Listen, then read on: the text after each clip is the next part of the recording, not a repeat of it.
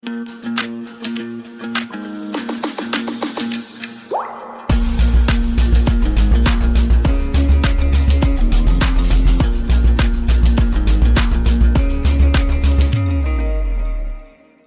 à tous dans cette nouvelle vidéo. Nous sommes dans notre émission grand format de IEIU, Interaction avec les Écritures, Interaction avec l'Université. C'est une cellule spéciale de Joubert qui vise à entrer dans la vie de l'étudiant chrétien et permettre, si on peut dire, qu'il puisse avoir une symbiose entre sa vie sur le campus et sa vie selon la parole de Dieu. Donc, dans ce but, cette émission est axée vers le partage d'expériences. Ici, nous invitons chaque fois une personne qui, de par son témoignage lorsqu'il était étudiant et qui nouvellement est travailleur, oui, de moins de 4 ans, si on peut dire, c'est une personne qui a pu montrer un exemple dans sa façon de voir sa filière selon la vision que la Bible offrait et d'avoir une certaine conduite dans sa vie qui offrait un mode de vie non compartimenté. Ok, donc aujourd'hui, nous allons avoir comme invité par chouchou Cyril. Je ne sais pas si j'ai bien prononcé. C'est Panchichi Panchichi. Ok. Cyril. Panchichi Cyril. Ok, bonsoir Panchichi Cyril. Bonsoir Apollos. J'espère que tu vas bien. Non, je vais très bien. Ok.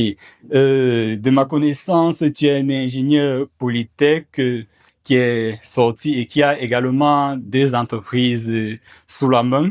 C'est vrai que je ne pourrais pas donner toute la définition, toute la description, donc je vais te laisser la parole. Tu vas te présenter sur le plan académique, la filière que tu faisais ou les filières que tu faisais, et également le plan professionnel, le plan spirituel, le ministère dans lequel tu sers le Seigneur ou les ministères dans lesquels tu sers le Seigneur et toute autre chose qui puisse t'identifier. Ok. Ok, moi c'est Panchichi Shimoun Cyril. Je suis chrétien, et de nouveau. J'ai un bac C. Après mon bac, j'ai une licence en physique. Après ma licence en physique, j'ai fait les études d'ingénierie où j'ai eu un diplôme d'ingénieur en système mécatronique à l'École nationale supérieure polytechnique de Douala. Et pendant mes études à Polytech, j'ai mis sur pied avec des collaborateurs ma première boîte qui fait dans l'agriculture et l'élevage. Et après mes études, j'ai été recruté en tant qu'enseignant permanent à l'Institut universitaire de la Côte, où je suis au génie électrique et j'enseigne les filières de génie électrique comme informatique industrielle, électrotechnique et les filières de génie mécanique comme mécatronique. En plus d'être enseignant, je suis aussi le directeur de Pupulsal, une société qui fait dans le financement participatif, dans l'accompagnement, la création des sites web. Il y avait une autre question? Oui, le plan spirituel, le ministère dans lequel tu sers. Bon, sur le plan spirituel c'est vaste. Il faut dire la question clairement, s'il te plaît. Ah, ok. Ton ministère dans lequel tu as un appel, c'est quoi? C'est la louange? Docteur? Ok. Ou pasteur? Le ministère dans lequel je l'appelle, Oui. je ris parce que c'est un ministère qui dérange un peu. Ah bon? Ah oui, oui. C'est lequel? Ah, c'est le ministère prophétique. Oui. Et actuellement, je fais dans l'encadrement parce que je suis chrétien de l'Église évangélique du Cameroun. Et à l'Église évangélique du Cameroun, ce ministère n'est pas reconnu pour l'instant. Donc, actuellement, je fais dans l'encadrement des jeunes. Je fais dans l'encadrement le suivi des jeunes encadrés par le pasteur de la communauté. Oui. Oui. Ok. Et dans le milieu chrétien, on a certaines pratiques spirituelles, oui, qu'un chrétien doit faire chaque jour. Bon, pas chaque jour, qu'un chrétien doit faire afin de grandir. La prière, la louange, l'adoration, la méditation. Je suis un peu curieux, je voudrais savoir quel était ton préféré, ou quel est ton préféré, si on veut rester dans le présent. En ce qui me concerne, ce que je préfère par-dessus tout, Ouais. c'est l'adoration. L'adoration. J'aime adorer. Oh. Je n'aime pas adorer en chantant forcément les musiques que tout le monde connaît. Moi, j'aime adorer en parlant à Dieu. Ouais. C'est-à-dire parler du fond de mon cœur à celui qui m'a créé. Ouais. Ou que l'adoration, j'aime beaucoup la lecture de la parole. Et j'ai toute une histoire personnelle avec la lecture de la parole. Et c'est pour ça que nous sommes là. Oui, bien sûr. Donc, je vais en parler. Donc, l'adoration et la lecture de la parole. Euh, Est-ce que l'adoration a eu un certain impact? On va faire une petite escale déjà dans ton cursus académique. Est-ce que ça a eu un certain impact, certains moments où ça n'allait pas, ou certains moments où ça allait très bien? Est-ce que l'adoration, à certains moments, était quelque chose qui avait un impact direct dans ta vie académique? Ok. L'adoration a eu un impact dans ma vie de façon générale. Je m'explique. Personnellement, je ne suis pas quelqu'un qui prie pour ses propres sujets. Donc, même quand j'ai mes problèmes ou quand ça ne va pas, que de prier pour moi, je pouvais prier pour les autres. Et pour moi, j'adore Dieu. Ouais. Et je rappelle à Dieu ses promesses dans ma vie. Donc, personnellement, dans ma vie de tous les jours, je marche par rapport à ce qu'il m'a dit. Ouais. Et quand ça ne va pas, que de crier, moi, personnellement, je pouvais m'asseoir et adorer. Même à l'école, quand ça ne va pas, j'adore. Je dis, Seigneur, tu m'as dit que je devais faire mécanique. Je suis là d'abord. Je ne comprends rien. Oh mon Dieu. Je commence à adorer. Depuis le ciel, je commence à adorer. Lève mes mains vers le ciel, je commence à adorer mon Dieu. Après, je m'assois, je continue à étudier. Ok, je vois un peu. C'est vrai qu'il y a certains moments dans le cursus de Polytech où c'était un peu serré. Non, c'était un peu sérieux parce que il faut bien comprendre la situation. Je Ouais. n'étais pas qu'étudiant. J'étais étudiant, Ouais. directeur d'entreprise. Et je devais aussi travailler l'argent pour envoyer dans l'entreprise là. Parce que l'entreprise demandait, il fallait investir régulièrement à l'intérieur. Ouais. Donc, personnellement, je devais finir mes cours à Polytech à 17h, Ouais. aller donner pratiquement 2 cours de répétition jusqu'à 21h. Rentrer à 21h, étudier jusqu'à près d'1 ou 2 heures avant de dormir. Donc, ce n'était vraiment pas évident ces 3 ans à Polytech. Je vois un peu, je vois un peu. Ok, magnifique. Ok, maintenant on va. Tout à l'heure, c'était la présentation sommet. Maintenant, on va arriver sur ton cursus académique. Est-ce qu'il y a des jalons? Oui, ça, c'est toi qui peux définir les jalons. Est-ce que de ton cursus du niveau 1 jusqu'à après, quand tu ne fréquentais plus du tout, oui, est-ce qu'il y a eu des jalons de certains événements importants qui ont peut-être fait choisir un côté ou l'autre, certaines choses qui sont arrivées dans ta vie qui ont fait pencher la balance vers un côté? Oui. Est-ce que depuis bon, après bac, est-ce qu'il y a eu certains jalons où on peut séparer certaines étapes dans ton cursus universitaire? Ok. Moi, après le bac, je voulais être ingénieur. Parce que dans ma vision des choses, moi, j'ai plusieurs rêves. Et moi, je veux réaliser tous mes rêves. C'est ça mon objectif. Tout ce que j'ai rêvé, tout ce que Ouais. j'aime dans mon cœur, je compte les réaliser. Après mon bac, j'ai voulu être ingénieur. J'ai fait le concours de Polytech. Je n'ai pas eu. Et en plus de vouloir être ingénieur, je voulais être physicien parce que Einstein m'avait beaucoup. Je voulais être Einstein et tout. Donc, je me suis dit que comme je n'ai pas eu le concours d'ingénierie, je mets ça à côté, je me consacre sur ma physique pour devenir un Einstein. Exactement. Et je suis allé à l'université, pas faire physique. Et Parce que je suis allé à l'université, je me suis inscrit en maths info. qu'est-ce qui a fait le déclic Vous de... savez, Apollo, je vais te dire quelque chose. Ouais. Quand tu es jeune et que tu es influencé par ce qu'on dit à gauche et à droite, c'est pas trop dans ma nature, mais j'aime aussi écouter les conseils. Et au départ, j'ai écouté les conseils de ceux qui ont, de mes aînés académiques et tout. Ils m'ont dit non, on va faire maths info. Je suis arrivé le premier jour à l'amphi. On faisait, c'était un cours d'électrostatique, Docteur Bourri, Celsius. Et ce qui m'a marqué, c'est que, c'est même pas le cours qui m'a étonné, c'est que j'ai retrouvé dans la salle pratiquement tous mes camarades du lycée. Ça dit que sûrement, il y a un truc ici. Non, non, non. Moi, personnellement, je me suis dit que le lycée reste au lycée. Donc, arrivé à l'université, je voulais couper court totalement avec l'université. Et déjà que c'était même pas la filière que je voulais faire. Donc, je suis sorti le jour là, après le premier cours. Ouais, Je suis allé à l'administration et j'ai demandé le changement de filière. directement. Directement.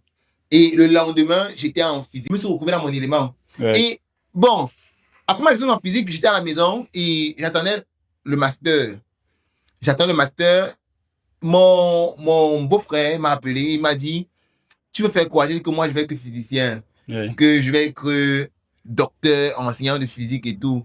Ouais. Et il m'a dit, va dans l'ingénierie, sois ingénieur. Comme ça, tu pourras me t'inscrire en master, continuer ton rêve, Ouais. mais en travaillant déjà, en sachant faire quelque chose avec tes mains. Et je suis resté, j'ai commencé à prier par rapport. J'ai fait un rêve. Et Dieu m'a dit, Cyril, tu vas à la Polytech. Je me suis levé ce jour, j'ai appelé mes amis. moi, j'aime bien à côté ce que Dieu m'a dit, j'aime bien partager avec mes amis. J'ai dit, Dieu m'a dit que je vais passer le concours de Polytech. C'était tes amis du campus ou Non, non, dans non, le mes amis secteur? dans le Seigneur, Dans le Seigneur, ok. Oui.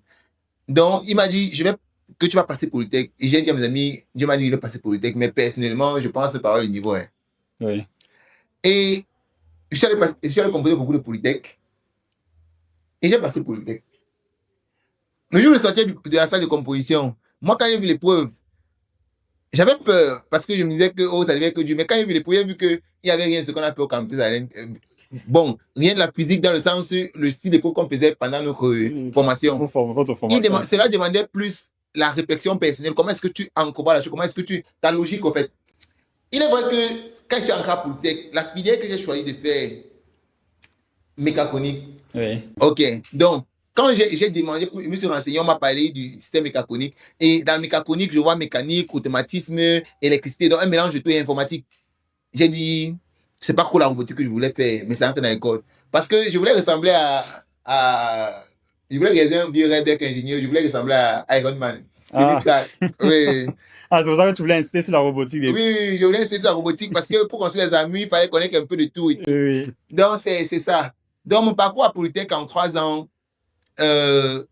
pendant les 3 ans, ce qui m'a... Bon, les 3 ans sont bien passés, sont bien déroulés. Oui. J'étais le délégué. Ouais. J'étais le délégué. Il y a un élément qui m'a marqué. Un jour, l'année dernière, pendant mon anniversaire, j'ai mon statut. Mon promotionnaire a occupé le statut. Oui. Il a écrit en bas, il a écrit un message en bas, Oui. que même quand l'épreuve est dure, comment que mon délégué ne triche pas. Bon, il parle pas ce qu'il a dit. Donc, voilà un peu. Quand j'ai fini mon cycle, mon parcours à Polytech, j'ai fait 1 an à la maison. Tu continues avec la première entreprise. Oui, je continue à la première entreprise. C'était aussi ça le soulagement parce que être ingénieur chômeur, c'est délicat. Mais ingénieur chômeur, chef d'entreprise, c'est une étiquette qui est mieux. C'est une étiquette qui est mieux. Ah, je vois un peu donc.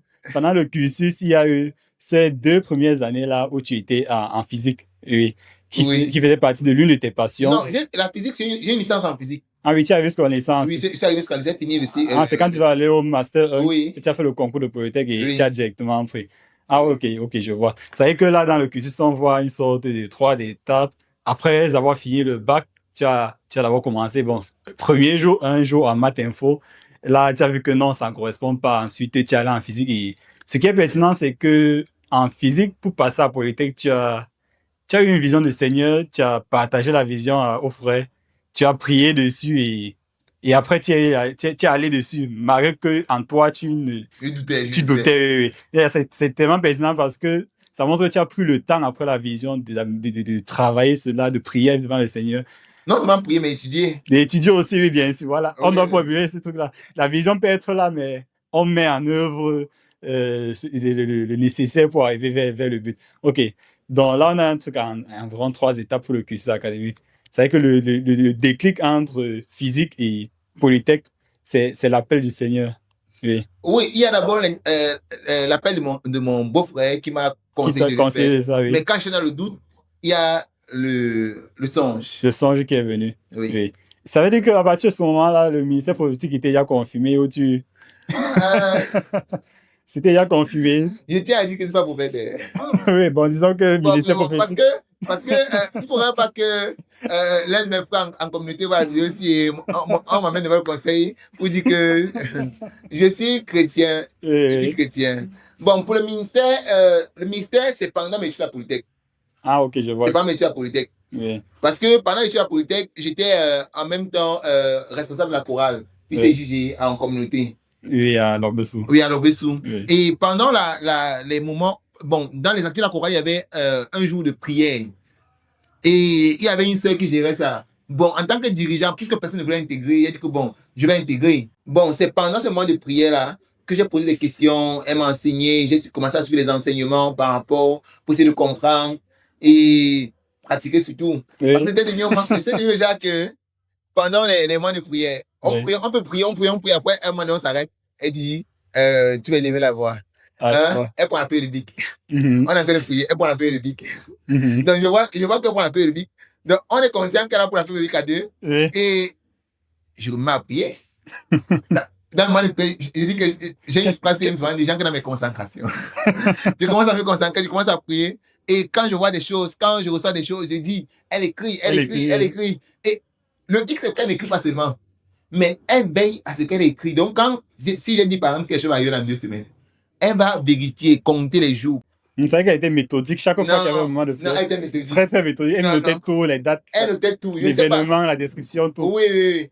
Donc, voilà comment moi j'ai découvert le ministère prophétique. C'était entre ses mains, on priait ensemble et tout. Ouais. Donc, elle notait tout. Et elle était ouverte. Elle était ouverte. Même quand tu dis quelque chose à quelqu'un, c'est elle qui se charge d'aller dire à la personne. Ouais. Elle dit que j'ai un frère qui... Elle ne dit pas le nom.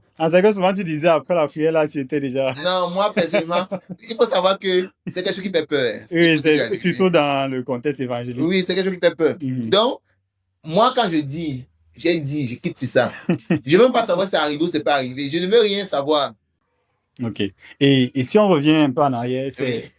Ta nouvelle naissance, c'était avant l'université ou après? Non, ma naissance, c'est à l'université. À l'université? Oui. C'était quel niveau? Je tiens à raconter un peu cette partie de nouvelle naissance. C'est un peu intéressant. Oui. Parce que elle était un peu particulière. J'ai rencontré Dieu face à une délivrance. Oui. Je dis qu'il y a un gros Dieu, c'est pas que je suis né de nouveau le jour-là. Mais tu as eu un premier choc. Oui, avec Dieu face à une délivrance. J'étais face à un membre de famille qui était possédé. Et je suis arrivé à la maison un jour-là, j'ai rentré d'abord la préparation des moniteurs. On priait pour elle. Ouais. Et je ne voyais rien. C'est vrai qu'au Kofo, on avait prié, il y a eu des manifestations, mais moi, j'étais seulement celui qui arrêtait la personne qui est en train de manifester. Donc ce soir-là, je suis resté, une voix m'a parlé dans mon cœur, que va t'asseoir, tu parles à Dieu. Je n'étais pas né. Moi, j'étais moniteur, j'enseignais Dieu, mais je me suis assis. Oui. Et j'ai dit dans mon cœur, je n'ai pas parlé à ma bouche, que Seigneur, je ne te connais pas. Je ne t'ai jamais connu. Je parle de Dieu parce qu'on m'a enseigné Dieu, mais je ne connais pas Dieu. Que si tu existes réellement, fais quelque chose ici maintenant, afin que je voie de mes yeux et je crois que Dieu existe. Je croyais que Dieu existe. Et pendant que je parlais, quelque chose s'est passé. Ce qui était très fâché, qui était en train de voir tout le monde, était en train de manifester tout ça, s'est tourné vers moi. Elle a dit, arrête ce que tu fais, arrête ce que tu fais. J'ai les yeux fermés, j'ai ouvert un œil. Et tu as vu qu'elle te regardait? J'ai vu qu'elle me regardait. J'ai dit que je parle dans le cœur. Quelqu'un est attaqué là-bas. Ok, donc après ça, c'est après combien de semaines que tu as fait le pas de la nouvelle naissance réellement? Non, ce n'est pas les semaines, ce sont les années. Ah, les années? Oui. Combien? Je dirais pratiquement 2 ans. 2 ans. Oui, 2 ans. Oui. Et là, c'est en communauté, j'ai vu des chrétiens qui étaient vraiment enfants de Dieu. Oui. Et cela m'a vraiment marqué et j'ai voulu vraiment faire le pas. Oui. Déjà que après la prière, là, je fuyais l'affaire de Dieu. Mais voir des gens qui affirmaient leur foi en Dieu et qui vivaient cela librement, ça m'a vraiment inspiré à devenir chrétien. Ah ok, ça veut dire qu'après la prière, il y a eu, après la manifestation de la puissance de Dieu ce jour-là, ça a un peu fait reculer. Parce que peut-être que je vais servir Dieu après la tentation de ce que je faisais avant, je devais peut-être pécher. Parce que je me disais qu'on sait Dieu, on ne manque même plus. Oui. Donc, je me disais que non, si je sais servir vraiment Dieu, et après je pars en enfer, mieux je laisse d'abord, j'attends et... Ok, je vois un peu. En restant sur la nouvelle naissance, vu que ça s'est passé au milieu de ton cursus académique, il y a quelque chose de très persistant, puisque quand on commence peut-être le cursus académique sans Dieu, sans nouvelle naissance, on peut avoir une perception de sa filière, un certain idéal de ce que c'est. Maintenant, dès qu'on donne sa vie à Christ de façon réelle, est-ce qu'à un moment, il n'y a pas eu ce questionnement-là où tu te dis, par exemple, mais est-ce que ma filière a une pertinence dans ma foi? Est-ce que l'école en général, est-ce que c'est une pertinence dans ma foi, surtout avec le caractère des professeurs et les paroles philosophiques qu'ils aiment souvent mettre pour dénigrer et tout? Est-ce qu'à ce moment, il n'y a pas eu un petit questionnement sur pourquoi j'étudie? Ok. J'aimerais dire que quand j'ai donné ma vie à Jésus, j'étais en physique. J'étais étudiant en physique. Et c'est quand je suis arrivé à Polytech, j'ai commencé à avoir des expériences avec Dieu. Ouais. Moi, je voulais une seule chose. Prendre la Bible, aller prêcher Christ et laisser l'école. La seule chose qui m'a retenu à l'école, j'ai 2 choses. C'est qu'est-ce que ça m'a dit. Et aussi, Dieu m'a dit que je vais faire ça. Moi, je voulais laisser pour aller faire. Parce que, vous savez, le zèle de la Bible dit que le zèle de ta maison me dévore comme un feu. Oui. Donc, moi, je voulais seulement rester là, adorer Dieu, prier, prêcher l'évangile, dire aux gens que donne ta vie à Jésus. Oui. Est-ce que tu connais Jésus? Donne ta vie à Jésus. Donc, je me suis assis et j'ai commencé à dire que Seigneur, pourquoi les âmes meurent chaque jour, les gens vont en enfer. Pourquoi je perds mon temps au Pourquoi je campus? perds mon temps au campus? J'ai réfléchi à ça. Hey, j'ai voulu arrêter. Oui. Un moment donné, même quand je faisais cours, j'avais l'enseignement, j'avais les écouteurs. Et un enseignement qui Et passait. l'enseignement qui passait. L'enseignement parlait devant. Moi, ici comme ça, avec l'oreille. Je l'écoute comme ça, un côté l'oreille, l'autre côté, c'est l'enseignement. C'est vrai que heureusement que tu étais un bon élève, ce qu'un temps là-dessus. Mais c'est que franchement, je reprenais même. Oui, parce que tu étais plus concentré. J'étais plus concentré, j'étais seulement les choses de Dieu. Ok, c'est vrai que c'est après ça, comme il y a eu que c'est Dieu qui t'a mis à Polytech, c'est un peu joué. Oui, ça a beaucoup joué, ça a beaucoup joué. Donc, je me suis dit, Seigneur, tu ne fais pas les choses par hasard. Oui. Parce que le Dieu que moi je sais, le Dieu que je connais, Oui. c'est un Dieu qui ne fait rien par hasard. Il n'y a pas de hasard avec Dieu. Tout ce qu'il fait, même si tu ne comprends pas le sens aujourd'hui, viendra le moment où tu vas t'asseoir, tu vas dire, l'obéissance vaut mieux que les sacrifices. Oui. J'ai obéi à Dieu et mon obéissance va payer parce que je comprends aujourd'hui pourquoi il m'a fait passer par tout ce que j'ai traversé. Oui. Donc, je me suis assis et j'ai continué à faire l'école. Et j'aimerais dire qu'il y a eu l'impact visible même dans ma façon de faire l'école. Parce que, autrefois, j'avais un problème avec la chérie. Pourquoi? Parce que j'avais mal aux yeux. Donc, quand il demandait, on me manquait la copine, il n'avait pas à voir. Quand je m'avais à Jésus, j'ai décidé d'arrêter de tricher. Mhm. Et ça a dérangé les gens avec qui marchaient. Oui, bien sûr. Mais comment le réseau t'abandonne en chemin? C'était problématique pour eux. Et j'ai certain que s'ils vont m'appeler pour me dire que donc ça peut le Dieu qui nous a laissé par vous. C'est vrai qu'à partir de ce moment-là, ta vie au campus commençait à s'aligner avec ton identité chrétienne. Oui, ça commence à s'aligner à mon identité chrétienne. Et je me suis dit que la seule chose à laquelle je crois, c'est en Dieu. Je ne crois qu'en Dieu. Je ne crois pas que tel est noir ou il est blanc. Là, ici, c'est scientifique, ce sont les faits. Oui. Mais la seule chose à laquelle je crois, et je ne vais jamais discuter, c'est en Dieu. Et c'est ce que dit la Bible. Oui. Donc, pour moi, c'est ça.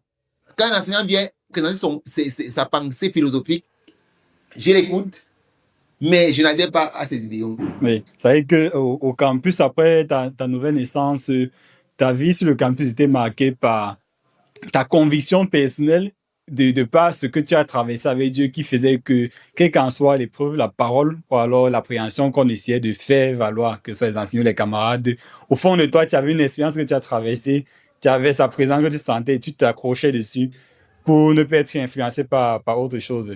Oui, et maintenant, après tout ça, est-ce qu'aujourd'hui, tu peux dire qu'il y a certains aspects de ton métier, d'abord de ton métier, avant qu'on arrive sur l'entrepreneuriat, qui cadrent avec une mission que Dieu veut, concernant déjà la mécatronique, avant qu'on arrive sur l'entrepreneuriat? Concernant la mécatronique, pour moi, la beauté de la mécatronique, c'est de mettre en commun différents pans de la technique de façon générale. Il y a la mécanique, il y a l'électricité, il y a l'automatisme. Donc, moi, en tant que serviteur de Dieu, je me dis, et c'est l'analyse que j'ai eu à faire, que j'aurai en face de moi des personnes de divers horizons. Il sera question de connaître chaque personne, de pouvoir faire vivre en commun différentes identités, différents tempéraments. Oui. Donc, tu vas prendre des personnes de divers horizons, les mettre ensemble dans une église et les amener à vivre en commun pour pouvoir faire l'œuvre de Dieu. Oui. Donc, cette pluralité disciplinaire de la mécatronique se retrouve aussi même dans l'œuvre de Dieu. Oui. Donc, pour moi, c'est cette vision-là. Oui. Oui. Et aussi, en tant qu'enseignant, il y a la capacité à transmettre. Et la transmission dépend de celui que tu as en face de toi. Tu peux avoir un étudiant qui a des problèmes familiaux. Au-delà de transmettre l'information, quand tu rencontres l'étudiant, si il y a des difficultés dans tel ordre, tu attaques aussi son aspect social. Voilà. Oui. Il faut parfois appeler le parent et essayer de causer avec le parent, amener le parent à s'ouvrir avec l'enfant, résoudre le problème de l'enfant et tout. Oui. Donc, l'enseignement pour moi me prépare pour entrer dans le ministère. Ok, oui, surtout que tu fais dans l'encadrement, comme tu as dit tout à l'heure. Et vu qu'il y a eu beaucoup d'évolutions qui sont passées d'abord dans le Polytech, où ta compréhension de la teneur que ta fille avait par rapport à ton ministère entre de plus en plus et tout, est-ce qu'aujourd'hui, de façon à à dire ça de façon comme des conseils. Est-ce qu'il y a des regrets de certaines choses que tu aurais pu faire lors de ton cursus académique qui auraient peut-être mieux lancé ta perception unie de ta foi avec ton domaine universitaire, de façon à ce que ça puisse aider certaines personnes qui sont peut-être encore sur ce chemin-là? La première des choses Oui, que j'aurais pu faire si je devais rentrer dans le passé pour corriger, oui, c'est lire la Bible, oui, mais étudier beaucoup plus. Parce que le zèle de vouloir laisser la Bible, laisser le cahier pour la Bible, oui. n'a pas duré 1 mois ou 2 mois, ni crois-moi. C'est C'était toute une longue période, pratiquement une année de combat où je me pose la question, je fais quoi à je l'école? fais quoi avec la Bible, avec le cahier, c'est alors qu'il y a les hommes à gagner. Mhm. Donc, pour moi, avec la sagesse que je me serais dit, la meilleure façon d'impacter mon environnement, c'est pas seulement de prêcher, parce que je parlais de Christ à mes camarades, Oui. mais c'est de prêcher par l'exemple. Non seulement tu parles de Christ, mais après tu es excellent. La discipline que j'avais, à un moment donné, s'est cassée parce que j'ai commencé à mettre l'accent sur Dieu, Dieu, Dieu, Dieu, oubliant que servir Dieu, c'est aussi être excellent à l'école. Exactement. Donc, c'est un pan que j'aurais bien aimé corriger. Corriger dans le passé. Oui, oui, dans le passé. Ah, c'est vrai que c'est selon l'optique, comme l'apôtre Paul le disait quand il disait que avec il veut dire quoi? Les pauvres, je suis pauvre avec les gentils, pour dire les Grecs. Je suis gentil, l'un grec. C'est vrai que notre impact, d'après ce que je comprends, ce que tu as dit, c'est que si nous sommes dans un environnement, selon ce qui semble important pour la personne de l'environnement, là, qui n'est pas bien sûr le péché, on doit montrer que cette chose-là appartient aussi à Dieu. Voilà. Oui. Parce que on a parfois tendance à... Et j'avais ce hic-là en salle parce que j'avais un camarade qui prêchait Christ. Oui. Mais il était fort dans la cricherie aussi. Donc, il ne trichait pas seulement, mais il était fort déjà. Non, je veux pas que mes promotionnaires, si mon dépense après. Moi, j'ai dit juste.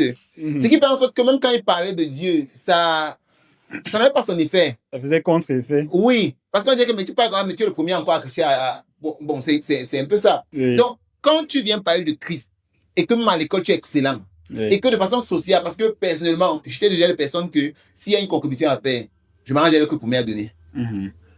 Parce que pour moi, le chrétien montre l'exemple. Oui. Même s'il ne serait pas là. Son prochain. Oui, même s'il ne serait pas là. Et même lorsqu'un camarade a un problème en famille et tout, et qu'il faut cotiser, je m'arrange avec les premiers à cotiser. Oui. Même s'il ne serait pas là, même si je m'arrange à donner. Parce que c'est aussi ça, prêcher l'évangile. Le chrétien doit pouvoir impacter son environnement partout, ses groupes. À l'école, tu travailles pour être parmi les excellents et peut-être que même l'excellent. Dans la société, tu manifeste la capacité à être un homme sociable, un homme qui s'ouvre aux autres, qui comprend l'autre, mais qui ne porte pas de jugement sur les personnes. Okay. Maintenant, on va aborder un pan intéressant, l'entrepreneuriat. Qu'est-ce qui a motivé l'entrepreneuriat en 2 mots? C'était la galère ou quoi? Qu'est-ce qui a motivé l'entrepreneuriat? Ça me fait penser à une vidéo que j'ai eu à faire récemment. Personnellement, j'avais l'intention d'en comprendre. Bon, pas forcément en comprendre. Moi, je voulais être un Tony Stark. Donc, ouais, je voulais avoir les entreprises. Les entreprises. Mais ce qui m'a motivé à en comprendre, c'est la famille.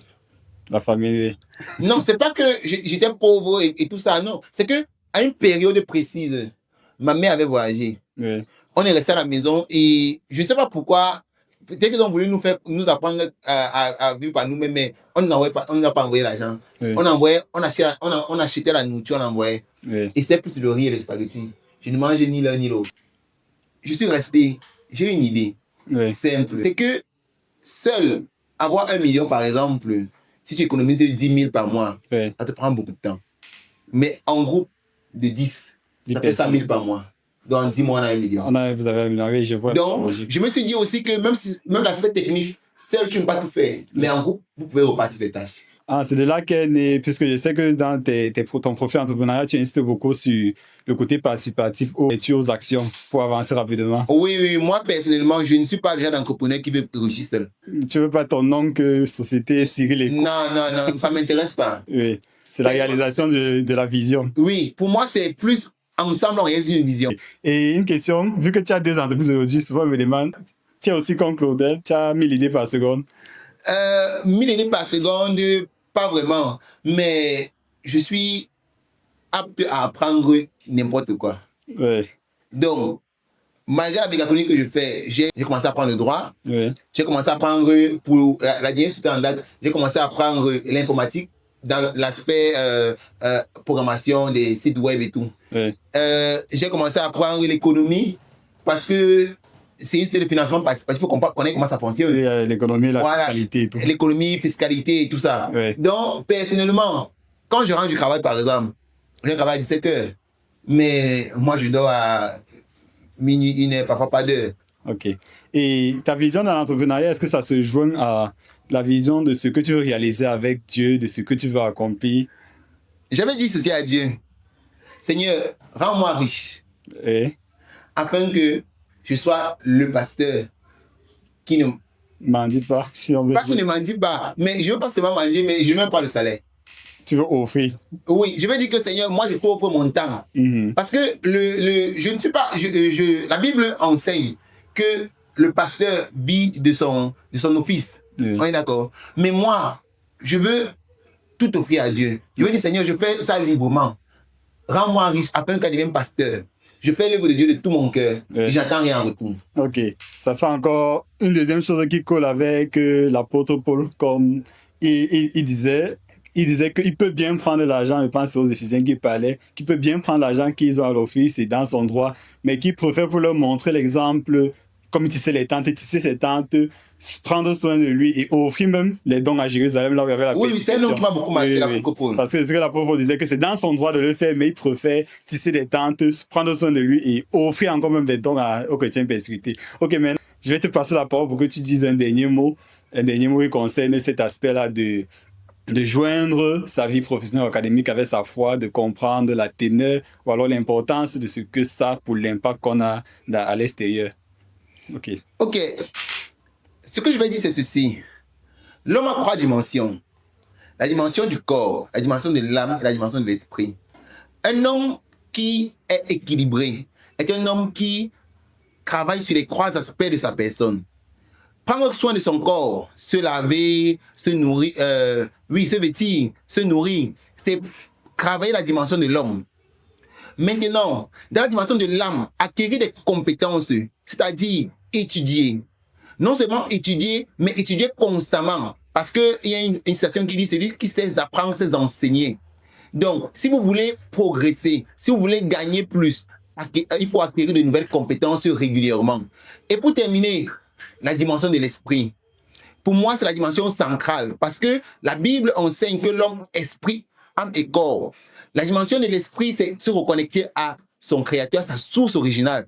Parce que nous avons été tirés de Dieu. Donc, toi qui m'écoutes, se nourrir, c'est bien. Prendre soin de soi, c'est bien. Étudier, acquérir de nouvelles compétences, exceller dans les études, c'est aussi bien. Mais prendre du temps pour chercher Dieu de tout son cœur, c'est mieux. Alors, l'équilibre de l'homme, c'est en Dieu et en Dieu seul. Voilà ce que je pourrais dire. Ok. Nous te remercions, Cyril, pour avoir accepté cette invitation afin de partager ton témoignage qui a été percutant, qui nous a beaucoup enrichi, parce que c'est beaucoup d'étapes, la période avant Polytech, la période dans Polytech où tu as eu cette nouvelle naissance-là qui commençait à prendre teneur dans ta vie, dans ta filière et tout ça. Tu nous as montré l'importance d'être excellent à l'école pour un impact non seulement dans l'exemple, mais surtout pour rendre crédible et légitime le message qu'on donne. Donc, nous sommes très contents aujourd'hui. Nous vous remercions tous ceux qui ont regardé la vidéo et nous vous attendons pour la prochaine vidéo pour le partage d'expériences dans le thème de interagir à les Écritures, interagir à l'université. Merci.